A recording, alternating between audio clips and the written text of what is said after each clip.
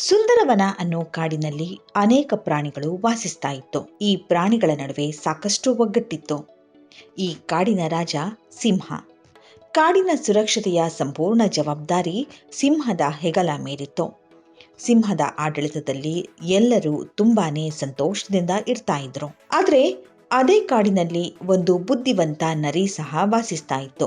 ನರಿ ಸಿಂಹವನ್ನ ಕಾಡಿನಿಂದ ಹೊರಗೆ ಹಾಕಿ ತಾನು ಕಾಡಿನ ರಾಣಿಯಾಗಬೇಕು ಅನ್ನೋ ಆಸೆಯಲ್ಲಿ. ನರಿ ಸಿಂಹವನ್ನ ಕಾಡಿನಿಂದ ಹೊರಗೆ ಹಾಕಿ ತಾನು ಕಾಡಿನ ಅಧಿಕಾರ ವಹಿಸಬೇಕು ಅನ್ನೋ ಆಸೆಯಲ್ಲಿತ್ತು. ಹೀಗಾಗಿ ಆ ನರಿ ಕಾಡಿನ ಇತರ ಪ್ರಾಣಿಗಳ ಹತ್ತಿರ ಹೋಗಿ ಸಿಂಹದ ಬಗ್ಗೆ ದೂರ ಹೇಳ್ತಾ ಇತ್ತು. ಒಮ್ಮೆ ಬುದ್ಧಿವಂತ ನರಿ ಜಿರಾಫೆಯ ಬಳಿಗೆ ಹೋಗಿ ಹೇಳಿತು, ಜಿರಾಫೆ ಸಹೋದರ, ಇಲ್ಲಿ ಕೇಳು. ಏನ್ ನರಿ, ಏನಾಗ್ಬೇಕಿತ್ತು ಹೇಳು.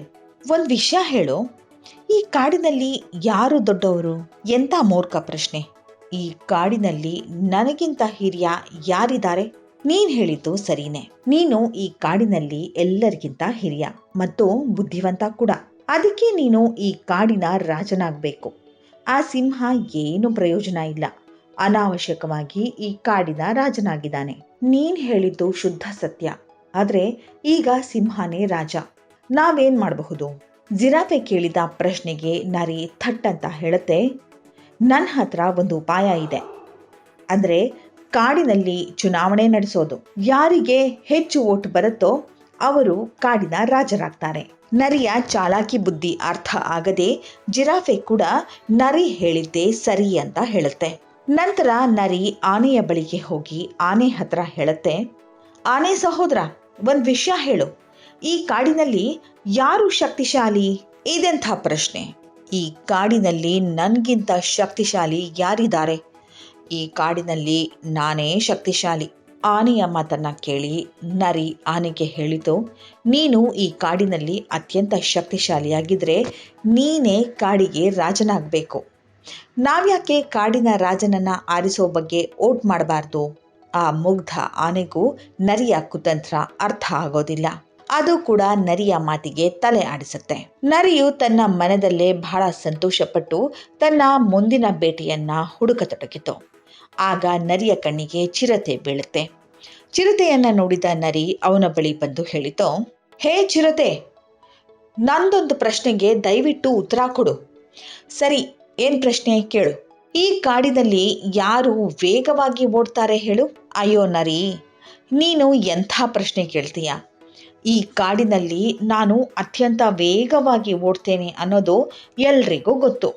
ಓಟದಲ್ಲಿ ನನ್ನೊಂದಿಗೆ ಯಾರೂ ಸ್ಪರ್ಧೆ ಮಾಡೋದಕ್ಕಾಗೋದಿಲ್ಲ. ಚಿರತೆಯ ಮಾತು ಕೇಳಿ ಮನದಲ್ಲೇ ಸಂತಸಗೊಂಡ ನರಿ ಚಿರತೆಗೆ ಕಾಡಿನಲ್ಲಿ ನಡೆಸಲು ಬಯಸುವ ಚುನಾವಣೆಯ ಬಗ್ಗೆ ಹೇಳಿತು. ನರಿಯ ಮಾತು ಕೇಳಿ ಬಡ ಚಿರತೆ ಕಾಡಿನಲ್ಲಿ ಚುನಾವಣೆಗೆ ಒಪ್ಪಿತು.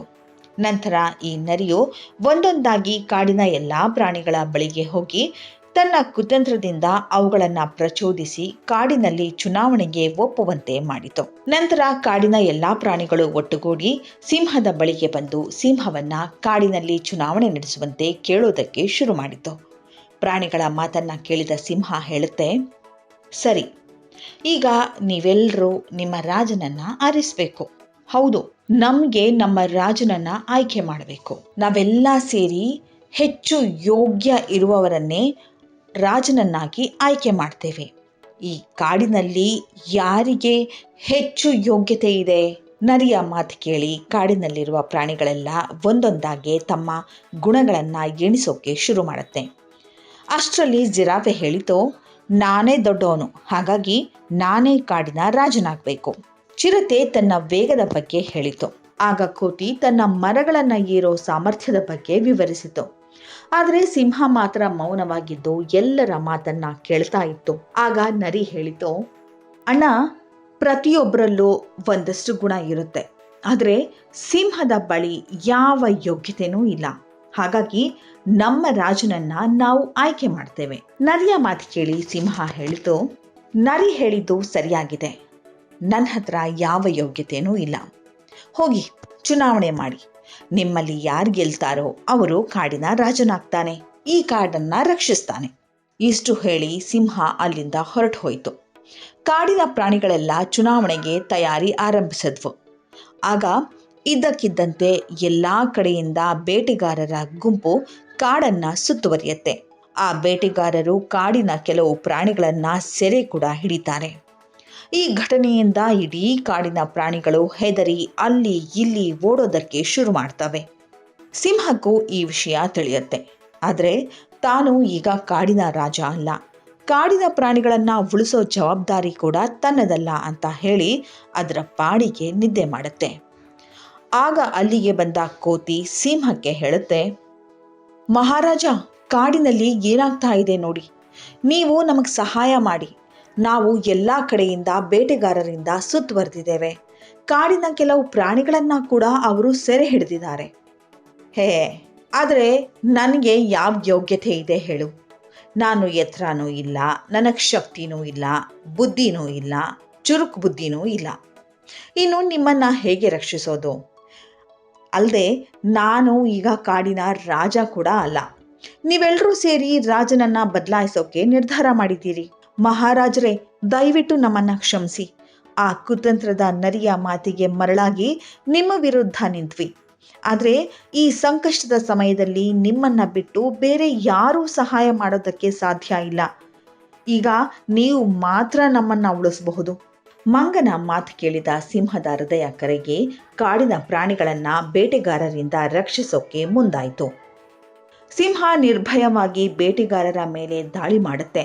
ಸಿಂಹವನ್ನು ನೋಡಿದ ಬೇಟೆಗಾರರು ಕಾಡಿನಿಂದ ಓಡಿ ಹೋಗ್ತಾರೆ. ಸಿಂಹ ಬೇಟೆಗಾರರು ಸೆರೆ ಹಿಡಿದಿರೋ ಪ್ರಾಣಿಗಳನ್ನು ಬಂಧಮುಕ್ತಗೊಳಿಸುತ್ತೆ. ಆ ನಂತರ ಕಾಡಿನಲ್ಲಿರುವ ಎಲ್ಲ ಪ್ರಾಣಿಗಳು ಸಿಂಹದ ಕ್ಷಮೆ ಕೋರಿ ಮತ್ತೆ ಸಿಂಹವನ್ನೇ ಕಾಡಿನ ರಾಜ ಅಂತ ಘೋಷಿಸುತ್ತೆ. ನರಿಗೂ ತನ್ನ ತಪ್ಪಿನ ಅರಿವಾಗುತ್ತೆ. ಈ ಘಟನೆಯ ನಂತರ ಕಾಡಿನಲ್ಲಿರೋ ಎಲ್ಲ ಪ್ರಾಣಿಗಳು ಒಟ್ಟಾಗಿ ಸಂತೋಷದಿಂದ ಬದುಕುತ್ತೆ.